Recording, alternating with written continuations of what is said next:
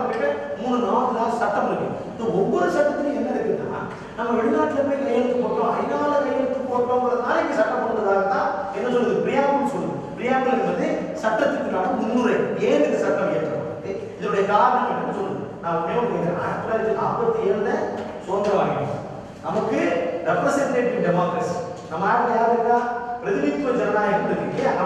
நம்ம ரெப்ரசன்டேட்டிவ்ஸ் ஒரு விஷயம் முடியுமா பார்க்கல. 50 வருஷம் நம்ம லா ஒர்க் பண்ணிருந்தா எப்பயும் இந்த சட்டங்கள் வந்துருக்கலாம்.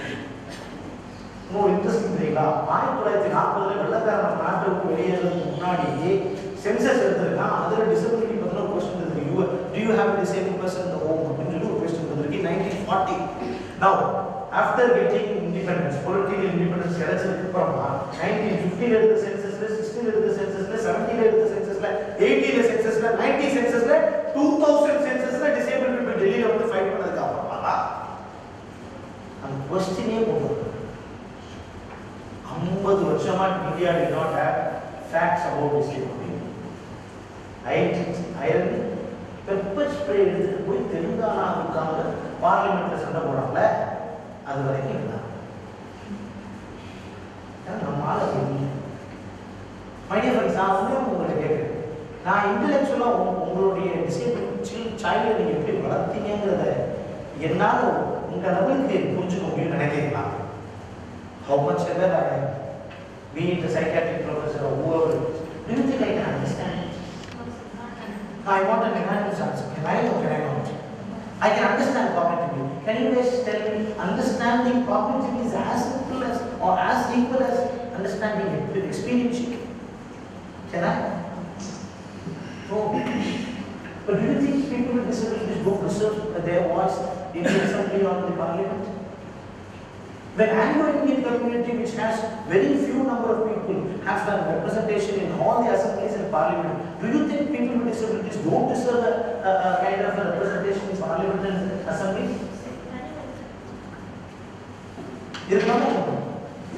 Anglo-Indian community ஒரு எம்எல்ஏ சீட் இருக்கு சார். அவங்க வந்து எங்க போகணும்னா கட்சிக்கு நிற்க வேண்டாம், தெருவுக்கு போகலாம், வாக்கு சேகரிக்க வேண்டாம், இப்போ புதுசா சொல்லணும்னா காசு கொடுக்க வேண்டாம், எதுவும் செய்ய வேண்டாம். ஆனால் அவங்களுக்கு எம்எல்ஏ சீட் எம்பி சீட் இருக்கு.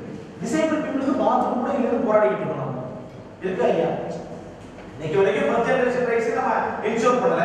G8 போயிடும், G8 உட்காருவோம், G7 பேசுவோம், ஆனால் பாத்ரூம் கூட நமக்கு என்ஷூர் பண்ண மாட்டோம்.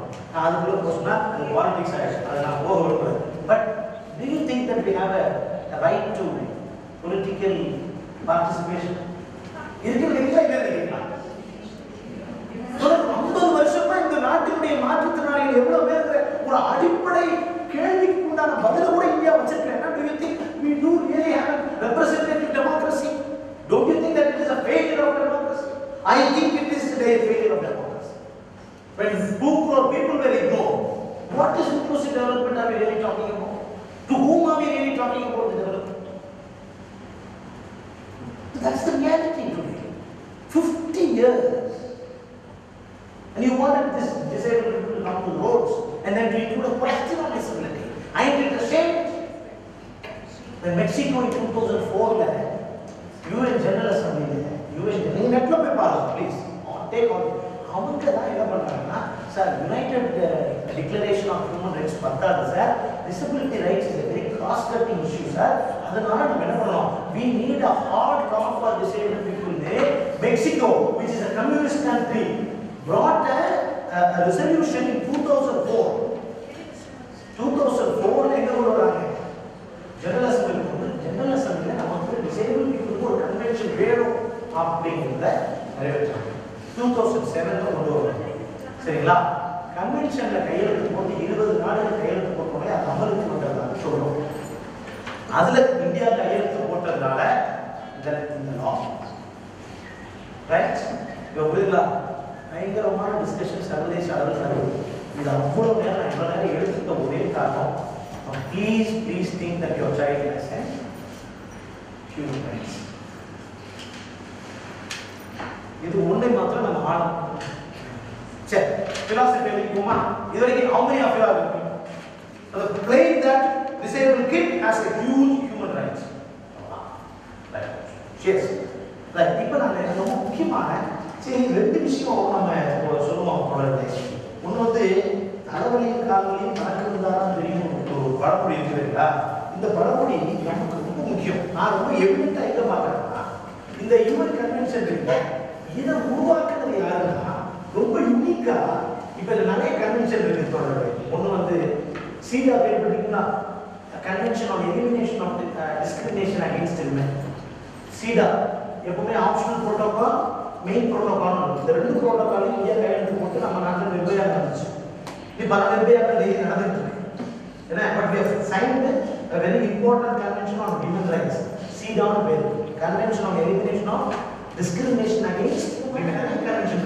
ஆனா CEDAW கூட it was not completely by women. The committee which drafted the CEDAW convention அதை வந்து completely women வந்து அதை ஃபாலோ பண்ணுது. பட் disability convention நம்ம தான் disabled people sat together for some 3 to 4 years and had sideline meetings and they drafted this particular convention. அதுல எங்க வித்தியாசம் வருது தெரியுமா? நான் சொன்ன பாத்தீங்களா, inherent dignity எல்லாத்துக்கும் இருக்குங்கிறது தான் cornerstone of human rights. மனித உரிமையுடைய அடிப்படை தத்துவமே அதெல்லாம் இருக்குது. நான் பிறக்கும் போதே கண்ணியத்தோட பிறக்கிறேன், மாண்புடன் பிறக்கிறேன் அப்படின்னு நம்ம சொல்றோம். அதுதான் அந்த ப்ரிமைஸ்ல தான் ரைட்ஸ்ங்கிறதே உள்ள வருது. அது வயலேட் ஆகிடக்கூடாதுங்கிறதுனால ஹியூமன் ரைட்ஸ். ஹியூமன் ரைட்ஸ் யாருக்கு பேசுறோம்? கைதிகளுக்கு பேசுறோம்னு சொல்றோம். சரிதானா? கைதிகளுக்கு பேசுறோம், அஃபெண்டர்ஸ்க்கு பேசுறோம். ஒரு பார்வை இருக்கா இல்லைங்களா? இப்போ அது எதுக்கு அப்படி சொல்றாங்கன்னா, ஜஸ்ட் பிகாஸ் ஒரு தவறு பண்ணிட்டாரு அப்படிங்கிற காரணத்துக்காக இதுக்கு நான் கொஞ்சம் எல்லாத்துக்கா போகலைன்னா இது எனக்கு புரிய வைக்கிறது கஷ்டம். அதனால அங்க இந்த தொட்டி இங்க தொட்டு வர வேண்டியது. Please excuse me for that. இப்போ ஹியூமன் ரைட்ஸ் நம்ம தெளிவா புரிஞ்சுக்கிறது தான் நான் சொல்றேன். ஒரு கைதி கைது செய்யப்படுகிறார், அவனுடைய முழு இண்டிபெண்டன்ஸும் கொடுக்கல, சர்டன் இண்டிபெண்டன்ஸை கர்டைல் பண்றோம், அதாவது தடுத்து நிப்பாட்டணும். தடுத்து நிப்பாட்டும் பொழுது அந்த கன்சர்ன் பர்சன்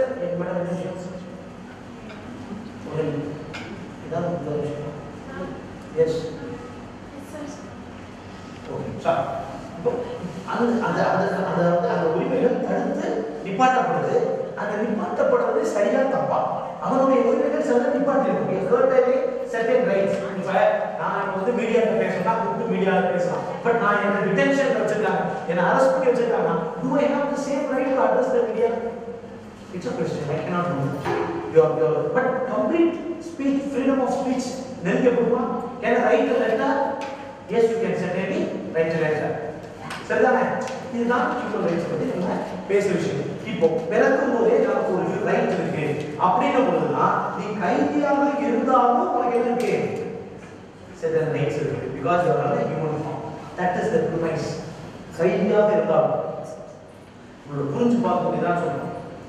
இப்போ ஃபர்ஸ்ட் philosophy, இந்த 7 philosophy-க்குள்ள போயிட்டு நான் அப்புறமா நம்ம சில உங்களோட கேள்வியை நான் எடுத்துக்கிறேன்.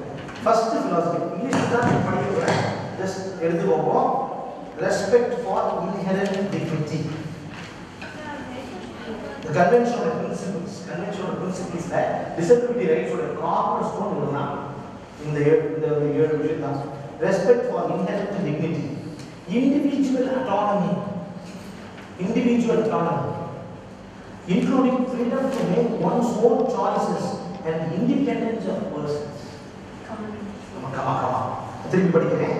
Respect for inherent dignity, individual autonomy, including the freedom to make one's own choices and independence of persons.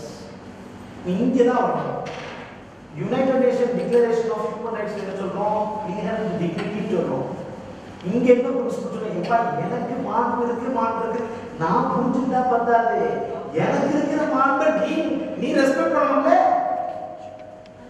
நீ பண்ண மாட்டீங்க. freedom to make one's own choices and individual independence. இப்போ புரியுதா? நம்ம உருவாக்குனதுக்கும் ஏற்கனவே இருந்ததுக்கும், ஏன்னா உனக்கு மாண்பு இருக்குப்பா, உனக்கு டிக்னிட்டி இருக்கு, எனக்கு ஒரு சுயமரியாதை. ரொம்ப சிம்பிளா பெரியார் வார்த்தையில சொல்றாங்க, சுயமரியாதை. எனக்கு இருக்குது சுயமரியாதைப்பா, ஆனா எனக்கு சுயமரியாதையை நீ மதிக்கிறீங்களே. a disabled personக்கு ரைட் இருக்கு, டிக்னிட்டி இருக்கு நீ சொல்ற, but you should respect a disabled person. இதுதான் இந்த கேப் தான் இந்த கன்வென்ஷன் எங்களோட பிரம்ம பார்வையில் இருக்கிறோம்.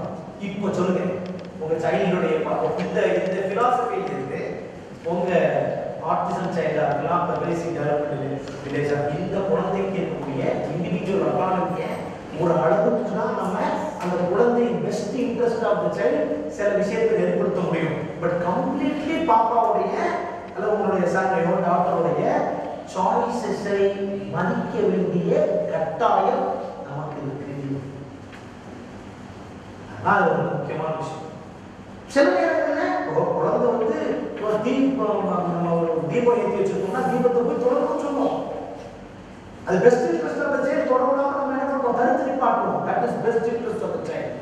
But at the same time எனக்கு ரெகுலர்ஸ் வேணுமா, வேற என்ன பருப்பு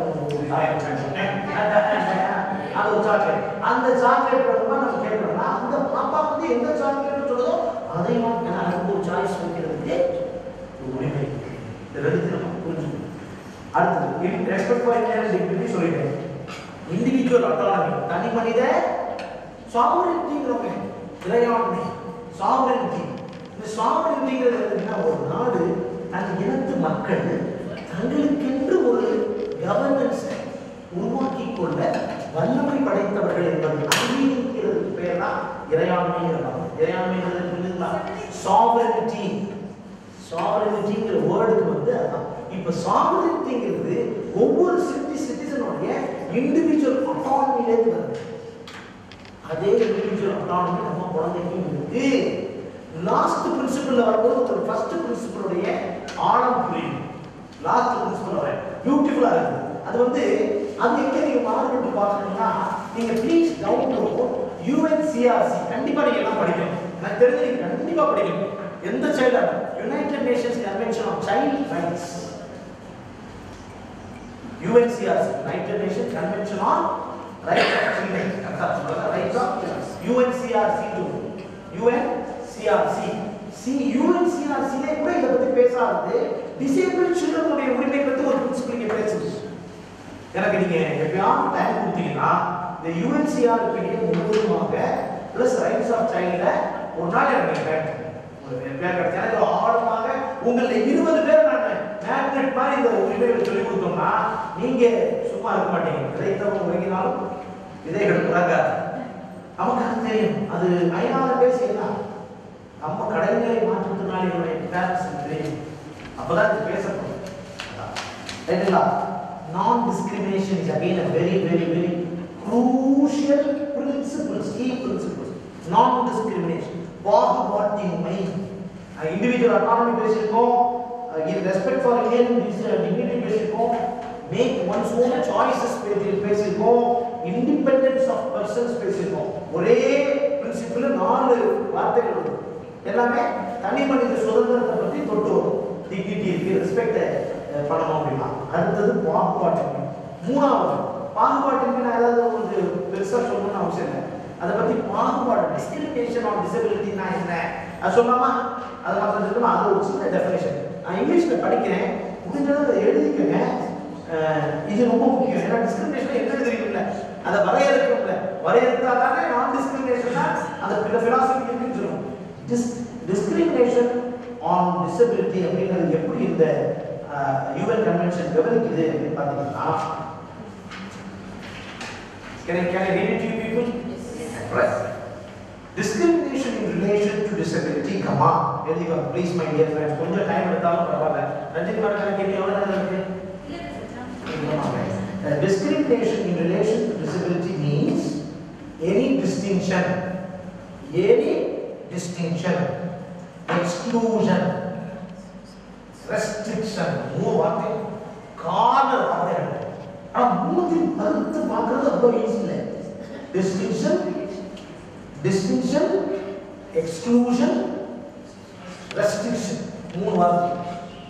on the basis of disability, which is the purpose or effect of impairing, which is the purpose of effect. Nothing but discrimination in relation to disability means any distinction, exclusion, restriction on the basis of disability, which is the purpose or effect of impairing or nullifying the recognition, comma, are you guys following or should I come back? Do you have anything now? Right.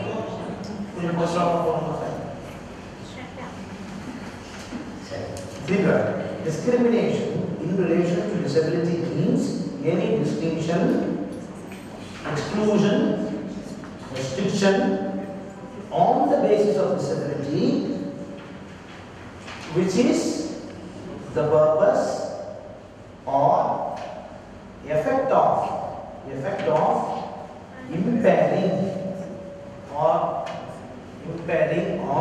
nullifying the recognition, comma, enjoyment. ஒவ்வொரு வார்த்தையில ஆயிரம் அர்த்தம் புரிஞ்சிருக்கு. வார்த்தை enjoyment or exercise on an equal basis. Allah will yell at me in case you can. I won't take your time. Exercise on an equal basis. Enjoyment or exercise on an equal basis with others. You are in the right, with others of all human rights. Disability rights of all human rights and the fundamental freedom. அடிப்படை சுதந்திரம். பாப்பா வந்து ஓடி சேட்டை பண்ணதுனால கையில போட்டு அண்ணா கையில கட்ட முடியுமா? முடியுங்களா? Best interest of the child பண்ணலாம். ஆனா தமிழ்நாட்டுல ஒரு ரெண்டு சூடு வைக்கிறது தமிழ்நாட்டில் வேற எங்கேயுமே கிடையாது. குழந்தைகளுக்கு சூடு வைக்கிறது தமிழ்நாட்டுக்குள்ள கலாச்சார பாரம்பரியம். சைக்கியாட்ரியில காலேஜுக்கு நான் டெல்லி லண்டன் போய் படிக்க முடியும். ஒவ்வொரு வேர்ல்டுல சூடு வைக்கிற பாரம்பரியம் நமக்கு தான் இருக்கு தமிழ்நாட்டில்.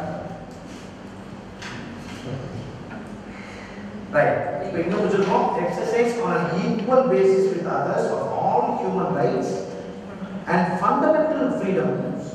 அப்புறம் எதுல இந்த fundamental freedom? Fundamental freedoms the political,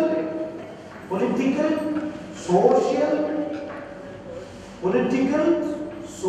economical, cultural, political, social, economical, cultural, civil or any other field and includes all forms of discrimination. மூணு மாத்திரம் இல்லை, இதை தவிர புதுசா யாராவது நம்மளால உட்காந்து யோசிக்கிறாங்க ரூம் போட்டு வித்தியாசமா டிஸ்கிரிமினேட் பண்ணக்கூடாது. அதனால அந்த வார்த்தையை சேர்த்துக்கோம். Any other field all forms of discrimination. இதுக்கு அடுத்து இந்த ஒரே விஷயம் தான் இந்த வார்த்தைக்கு கீழே ஒரு அண்டர்லைன் போட்டுருக்கேன். Of all forms of discrimination and denial of reasonable accommodation. The reasonable accommodation ஒரு வார்த்தை இருக்கு, அதுக்கு பெரிய டிஸ்கிரிமினேஷன் ஒரு பெரிய டெஃபினிஷன் இருக்கு. இதை தொட்டுட்டு நான் தொடாம இருக்க முடியாது. நான் கொஞ்சம் வேகமா ரன் பண்ணி வரேன், சரிங்களா? இப்போ டிஸ்கிரிமினேஷன்னா தமிழ்ல சொல்றதா இருந்தா டிஸ்டிங்ஷன், தனித்துவப்படுத்துதல். தனித்துவப்படுத்துதல் எவ்வளவுனா யூதாஸ் யாரை காட்டி கொடுக்கணும்? ஜீசஸ் கிரைஸ்ட காட்டி கொடுக்கணும், ரைட்டா? அப்ப காட்டி கொடுக்கும்போது யூதாஸ் என்ன பண்றாரு? கிறிஸ்துவ மாத்திரம் போய் என்ன செய்யறாரு? ஹக் பண்ணி ஒரு கிஸ் பண்றாரு. which means அவருடைய எதிர்ப்பாளர்கள் கிட்ட இவர் தான் ஜீசஸ்ங்கிறத காட்டி கொடுக்குறது. அந்த காட்சி கொடுக்குறாரு பார்த்தீங்களா? தனித்துவப்படுத்தி காட்டு. இதுக்கு பேர் சிம்பிளா புரியல டிஸ்டிங்ஷன். எக்ஸ்க்ளூஷன் அப்படின்னா வெளியேற்றுகிறது. இந்த விஷயத்துல இப்ப எனக்கு நடந்தது என்னது? எனக்கு நடந்தது டிஸ்டிங்ஷன் கிடையாது, எக்ஸ்க்ளூட் பண்ணி. டினையல் வேற. டினையல்ங்கிறது ஒண்ணு கிடைக்க விடாம ஆக்குறது டினையல். என்ன வெளியேற்றுறதுங்கிறது வேற. என்னை அந்த அந்த பேட்ச்ல என்ன வெளியேற்றுறாங்க, அதோடைய எண்ணம் டினையல், பட் செயல் எக்ஸ்க்ளூட். டினையல் இல்லாம எக்ஸ்க்ளூஷன் பண்ண முடியும். அதான் ஸோ எக்ஸ்க்ளூஷன். அதுக்கு அடுத்து ரொம்ப ஆழமா நம்ம பார்க்கறது ரெஸ்ட்ரிக்ஷன், தடுத்து நிப்பாட்டுறது, ரெஸ்ட்ரிக்ட் பண்ணுறது. எதுதான் ரெஸ்ட்ரிக்ட் பண்ணுறதுன்னா அவனுடைய அடிப்படை உரிமை மனித உரிமை. இந்த ரெண்டுத்தையும் இதுதான் டிசபிலிட்டி பேஸ்டா இருக்கக்கூடிய டிஸ்கிரிப்ட். நீங்க உங்க குழந்தைக்கு நடந்திருக்க குழந்தைய சூப்பர் மார்க்கெட்ல இருக்கக்கூடாதுன்னு சொன்னது என்னது? Classic example of exclusion. Distinction இல்லை. நீங்க பாப்பா எல்லாம் இருக்கு ஒரு ஸ்கூல்ல, ஒரு இன்க்ளூசிவ் ஸ்கூல்னு சொல்றோம், டிசேபிள் சைல்ட மாத்திரம் தனியாக இங்க உட்கார வச்சாங்கன்னா அது பேர் என்னன்னா டிஸ்டிங்ஷன். டிஸ்டிங்ஷனும் எக்ஸ்க்ளூஷனும் எவ்வளவு கேர்ஃபுல்லா கையாளுவாங்கன்னா, நான் தனியா உட்கார வைக்கிறேன், நல்லா கேட்கணுமே, நல்லா புரிஞ்சுக்கணுமே நீங்க உட்கார வச்சேன். இப்ப நமக்கு என்ன பிரச்சனை வரும்னா, இப்ப நீங்க அந்த அந்த ஒருத்தர் கேஸை கொண்டு வர்றாங்கன்னா, சார் என் குழந்தைய மாத்திரம் கீழே உட்கார வச்சுட்டாங்க, நீங்க தனியா உட்கார வைக்கிறாங்க சார், என் குழந்தைங்க எவ்வளவு கஷ்டப்படும். நீங்க எடுத்துக்கணும் சார், நான் என்ன வேணும்னு சார் உட்கார வைக்கிறோம், பாப்பாக்கு தூரத்துல இருந்து பார்வை சரியா தெரியலன்னு சொல்லுது சார், அதனால பக்கத்துல உட்கார வைக்கிறேன் சார் அப்படின்னா அவன் அதே டிஃபரன்ஸ் எடுத்துப்பான், கோர்ட்ல எடுப்பான் நீங்க கேஸ் எடுத்து. ஸோ அங்கதான் நம்ம ரொம்ப கேர்ஃபுல்லா இருக்கணும். அப்ப அதுக்கு உண்டான எவிடன்ஸை கலெக்ட் பண்ணணும். எதுக்காக உட்கார வச்சிருக்காங்க மோட்டிவ் பார்க்க வேண்டியது. ஸோ டிஸ்டிங்ஷன், எக்ஸ்க்ளூஷன், ரெஸ்ட்ரிக்ஷன் ஒன்று தடுக்கிறது. இப்போ எனக்கு முன்னாடி ஒரு இடத்துல அந்த மாதிரி நடந்துச்சு, ரெஸ்ட்ரிக்ட் பண்ணுறாங்க அடுத்த இடம். நீங்கள் அந்த ஒவ்வொரு சம்பவத்தையும் நம்ம பார்க்க முடியும். சரிங்களா? இப்போ நான் டிஸ்கிரிமினேஷன் எவ்வளோ பெரிய பிரின்சிபிள்ங்கிறது புரியா? ரைட்டுங்களா? சரி, go to the next principle. நான் எனக்கு 1 மணி நேரம் 1/2 மணி நேரம் 40 நிமிஷம். Full and effective participation and inclusion in society. Full இந்த ஒரு வார்த்தை டோக்கனிஸ்டிக் participation கிடையாது. Full and effective participation and inclusion in society. இது ஒரு முக்கியமான பிரின்சிபிள். இதை எக்ஸ்பிளைன் பண்றதா தான் டோக்கன் ஓனியா நம்ம சொல்றாங்க. பாத்தீங்களா, சமீபத்தில் ராதா ரவி டிசேபிள் சில்ட்ரனை பத்தி பேசுறது ஞாபகம் இருக்கா? அவர் அதுல என்ன பேசுறாரு அந்த வீடியோ பாத்தீங்களா? யாராவது அவர் என்ன சொல்றாரு? எல்லா பாப்பாவும் விளையாடிட்டு இருக்கான், என் பாப்பா வந்து நீ சேர்த்துக்கான அம்மா போய் கேட்கிறாங்க, நீ சும்மா சேர்த்துப்பா. வார்த்தை தான் சொல்றாரு. என்ன சொல்றாரு? புதிய செருப்பானியே சேர்த்துப்பா. அப்புறம் அந்த குழந்தை ஒருத்தரத்தை விட்டுட்டு அவங்களுக்கு சொல்லுதான், அது சரியா சொல்ல முடியும்னா அது ஒரு அதுதான் அவர் சொல்லிக்கிட்டு இருக்கிறார். இது என்ன சொல்லுது? இதுதான் இந்த ஒப்புச்சப்பாடி கான்செப்ட் இருக்கு பார்த்தீங்களா? இது tokenistic participation. Full and effective participation கிடையாது. எஃபெக்டிவ் பார்ட்டிசிபேஷன் ஏன் இந்த வார்த்தை போடுறோம்? எஃபிஷியன்ட் பார்ட்டிசிபேஷன் ஏன் போடல? Efficient participation is a concept. Effective participation is result. Efficient வந்து I may be efficient, but am I effective? And if I am really effective, I must be able to do some kind of a difference in what I try to do. Right? So the effective, அப்ப effectiveness எப்போ வரும்? Full participation கொடுத்து, full inclusion கொடுத்து, full opportunities கொடுத்தா தான் என்ன வரும்? Effectiveness. இது ரொம்ப ஒரு ஆழ்மா. நான் உங்களுக்கு முன்னாடி சொன்ன standardisation rules of standardisation of equal opportunities சொன்னேன். அந்த கன்வென்ஷன்லாம் வர்றதுக்கு முன்னாடி பற்றி பேசணும். அந்த டிஸ்கோர்ஸ்ல இருந்து வந்ததுதான் இந்த பிரின்சிபல் ரூல்ஸ் ஆஃப் ஸ்டாண்டர்டைசேஷன். ஏன்னா வாய்ப்புகள் மறுக்கப்பட்டிருக்கல. எத்தனை ஆண்டு காலமா வாய்ப்பு இருக்கு. நம்மளுக்கு லூசு மாதிரி என்ன பண்ணிட்டு இருக்கோம்? முதல்ல இந்த சோதிடர்கள் உதவிங்க நான் சொல்றேன். யாரும் உதவி சொல்லணும் இல்லையோ, டிசேபிள் பீப்புளோட பேரண்ட்ஸ் உதவின்னு தான் சொல்றேன். I have never advocate. ஏன்னா 7 சனி காலத்துல டிசேபிளுக்கு பண்ணலாம். ஏன்னா சனி பகவான் டிசேபிள் தான். இந்த பார்வை என்னால புரிஞ்சிக்கவே முடியல. நான் ஒரு சங்கத்துல இருந்து ஹெல்ப் கேட்க போனோம்னா அவங்க சொல்லியிருப்பாங்க, பாருங்க உங்களுக்கு 7 சனி, ஜென்ம சனி, அர்த்தாஷ்டம சனி தான் நடக்குது. டிசேபிளுக்கு போய் ஏதாவது செஞ்சீங்கன்னா அவன் கரெக்டா 5300 ரூபாய் கொடுப்பான். ஏன்னா 5 3 8 சனியோட நம்பரான். எப்படி பேசினா பாருங்க. இப்போ அதை நான் கை நீட்டி வாங்கிட்டு வந்துட்டேன்னா நான் பண்ண வேண்டிய சோசியல் ஒர்க்கை செய்யாமல் இருந்துருக்கலாம். இதெல்லாம் இப்போ நான் கல்ச்சர்னு ஒரு வார்த்தை வருதா? டிஸ்கிரிமினேஷன் கல்ச்சருங்கிற வார்த்தை வந்து பார்த்தீங்கன்னா இதுதான். இப்போ நீங்கள் உங்கள் வீட்டில் உட்காந்துருக்கீங்க, வீட்டில் காலங்கத்தால தரிசனாசி அன்பர்களே அப்போ ஒருத்தர் வர்றாரு, இந்த நல்லதெல்லாம் நடக்கும், அவங்க வந்துருவாங்க, பதவி உயர்வு கிடைக்கும், அதெல்லாம் பேசுறவங்க. இன்னும் நல்லது உங்களுக்கு நடக்கணும்னா ஏழரை சனி பார்வையில் இருக்கிறதுனால மாற்றுத்திறனாளிகள் முடியாதவங்களுக்கு போய் உதவி செய்யுங்க அப்படின்னு சொல்றதை கேட்டு நான் செஞ்சு சொல்ல முடியுமா? எனக்கு இந்த அது நிறைய ஓடுது. நீங்க கொஞ்சம் நல்லா கவனிச்சு பாருங்க. இதெல்லாம் நிறைய இதுதான் கலாச்சார ரீதியான பார்வைகள் சொல்லுங்க. கலாச்சார ஒண்ணு இல்லைங்க. இன்னைக்கு நம்ம சொல்றோம் கலாச்சார ரீதியாக போற போக்குல சில வார்த்தை பேசிட்டு போயிடும் பாருங்க. எப்படி எங்க அக்கா எங்க அக்கா நான் 11ஆம் கிளாஸ் 12ஆம் கிளாஸ் படிச்சிருக்கேன் ஊர்ல திருநெல்வேலி. அப்ப எங்க அக்கா சொல்றான், ஏன்னா நல்லா படில நல்லா படிச்சு மேல வா, ஏன்னா நல்ல வேலை கிடைக்கும். சரியா? ஏதோ ஒரு பிள்ளை ஏழையான பிள்ளை ஏதோ பார்த்து கல்யாணம் கட்டி வச்சிருக்கோம். எப்படி என்ன ஒண்ணு அவ எனக்கு பிடிச்சி ஒரு ஏழை பிள்ளைய பார்த்து எனக்கு கல்யாணம் பண்ணிக்கணும். ஏன் ஒரு நல்ல பிள்ளைய பார்த்து கல்யாணம் பண்ணிக்க சொல்ல முடியாது எங்க அக்கா? அப்ப அவன் மனசுல எங்கே டிஸ்கிரிமினேஷன் வருது? இப்ப இந்த டிஸ்கிரிமினேஷன் அந்த பிள்ளை மேல வரும்போது என்னை பத்தி அதை கிடைக்கும். அபூர்வ சகோதரர்கள் ஒரு படத்துல ஒரு இது வரும் பாத்தீங்களா? ஏன் உங்க பொண்ணு நல்ல ஒரு பையன் தானே காதலிக்கிறா, அவள் என் பையன் மாதிரி ஏதாவது உயரம் கம்மியாவோ இருந்திருக்காங்களா? இந்த பையன் கேட்டு கூப்பிடுது. வார்த்தைகள் ரொம்ப words of pregnant meaning version Shakespeare.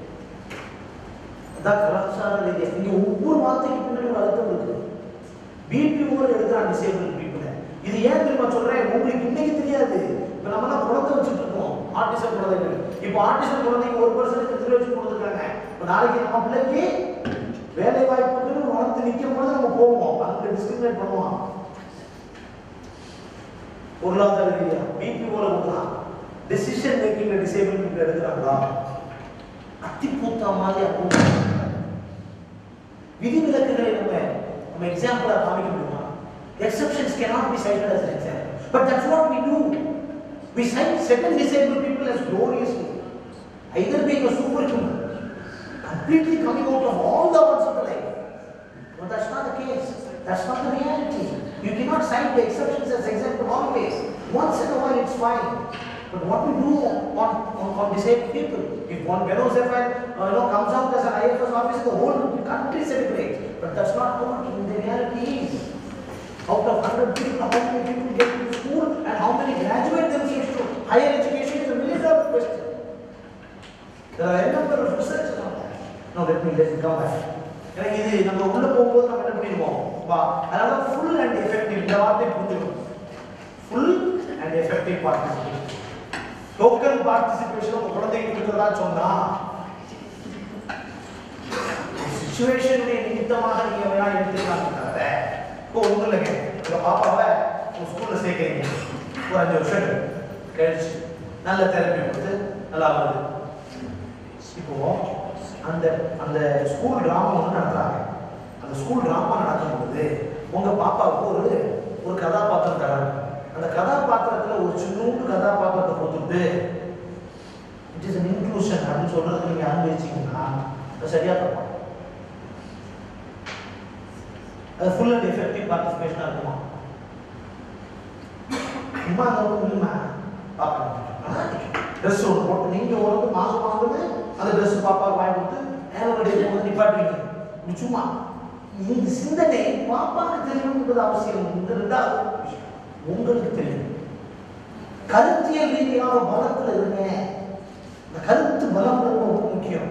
What is மேர் அவங்க இன்க்ளூஷன் ஃபுல் இன்க்ளூஷன் சொன்னா அது அப்படியே நீங்க கேட்டு வந்தீங்கன்னா அங்கதான் ஆரம்பிக்குது பிரச்சனை. நாளைக்கு நம்ம பாப்பாவுக்கு என்ன செய்வோம்? காஜாவுடைய வேலை பார்க்கலாம், வேலை எல்லாம் பார்க்கலாம். எங்க வேலை பார்க்கறது? டெய்லர் கிடையாது. காஜா அதெல்லாம் சொல்லுவோம். எம்ப்ராய்டரி அந்த காஜாவா அந்த காஜா தைக்கிறது வேலை இருக்காது. காஜா தைக்கிறது வேலை நான் எந்த ஒரு குறைவாக சொல்லுவாங்க. பிள்ளை வேலைக்கு அப்படி நம்ம எடுத்துக்க முடியுமா? பரத் நீ கூட ஒரு பையன் நல்லா சினார்ஜிங்கிற கம்பெனியில் நான் வேலை பண்ணுறேன். அந்த பையன் அந்த கம்பெனியில் எப்படி நடத்துறாங்கன்னு ஏதோ சாதனை. இன்னைக்கு அந்த ரொம்ப சில்லி ஒர்க்குக்கு ஒரு ஆஃபீஸ் மாதிரியாக யூஸ் பண்ணாங்க. அவனுக்கு டெக்னிக்கல் அனாலிசிஸாக மகேந்திராவில் வேலை பார்க்குறான். என் ஃபேஸ்புக்கில் நீங்கள் போட்டு பாருங்க, பரத்தில் போட்டு பாருங்க. இஸ் இன் துபாய் கூட. அவனுக்கு கொஞ்சம் டிசபிலிட்டி இருக்குது உண்மைதான். But it was a beautiful trainable disability. Tech மகேந்திராவில் ஹி இஸ் இன் துபாய். அந்த கெப்பாசிட்டி அந்த பையனுக்கு இருந்திருக்கு. நான் வேலை பார்த்த கம்பெனியில் எப்படி நடத்துறாங்க? ஒரு ஆபீஸ் பாய் மாதிரி